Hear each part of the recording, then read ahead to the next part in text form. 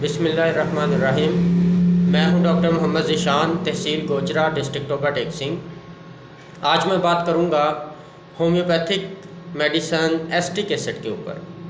Acetic acid का जो मरीज़ होता है वो हमेशा दुबला पतला होता है, उसके अज़लात ढीले ढाले होते हैं, उसको नकाहत होती है, कमज़ोरी महसूस करता है और दमा हो सकता है, उसको ड्रॉप्सी हो सकती है, इस्तिस्का जिसे कहते हैं। और एस्टिक एसिड का जो मरीज़ है वो उसमें सूखापन की बीमारी हो सकती है। तो बात करते हैं एस्टिक एसिड के हलक की, खांसी की। जब एस्टिक एसिड के मरीज़ में खांसी होती है तो उसमें हलक में सोजिश हो जाती है।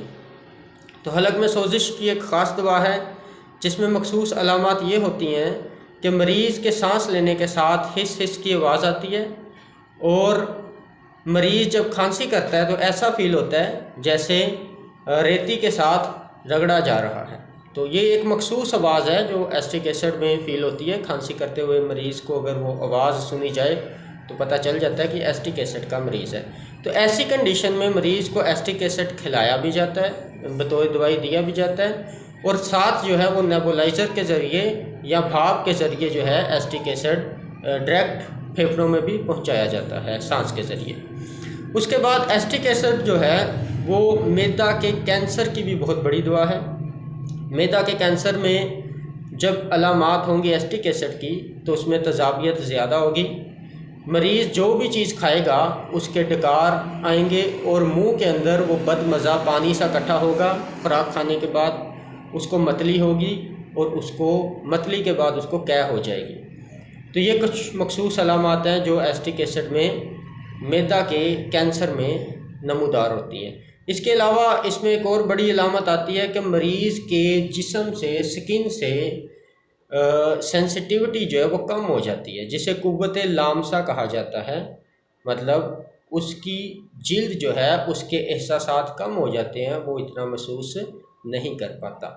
फिर जो चीज़ें बेहोश करने वाली होती हैं या बेहोश करने वाली अद्वियात या कुछ ऐसी चीज़ें जो इंसान के होशो हवास पर असरअंदाज होती हैं, मसलन अफ्यून हो गई या कोई कोयले का धुआं हो गया या ऑपरेशन के लिए जो एनेस्थीसिया दिया जाता है उसके अगर बुरे असरात हों जिस्म के ऊपर तो उनको ख़त्म करने के लिए भी एस्टिक एसिड जो है वो अपना ख़ास असर रखती है।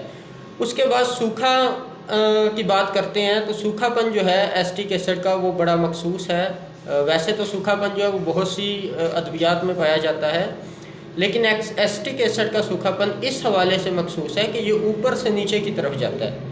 मिसाल के तौर पर मरीज़ का पहले चेहरा जो है मखसूस आम तौर पे वो सूखा होता है, वो बाकी जिस्म से जो है वो हुजम में कम नज़र आता है। तो उसमें एस्टिक एसिड जो है वो एक बेहतरीन दवा है। सूखे के हवाले से जिस्म के आर्गन्स के लिहाज से बहुत सी अद्वियात हैं। मसलन अगर चेहरा सूखा होगा तो जैसे मैंने आपको बताया कि एस्टिक एसिड एक दवा है। अगर गर्दन पे सूखा जो है वो नुमाया है तो फिर नेट्रोम्योर हो सकती है, लाइकोपोडियम भी हो सकती है अगर चेहरा सूखा है तो। इसी तरह अगर मरीज़ की एक्सट्रीमिटीज़, बाजू और टांगें, उनमें सूखापन ज़्यादा है तो ग्रेफाइटिस हो सकती है। अगर सूखापन जो है वो नीचे से ऊपर को आता है, टांगें वगैरह ज़्यादा सूखती हैं मरीज़ की, तो उसमें कोनियम हो सकती है, उसमें एब्रोटेनम हो सकती है। तो इस तरह वो डिफरेंट मेडिसिन्स हो सकती हैं।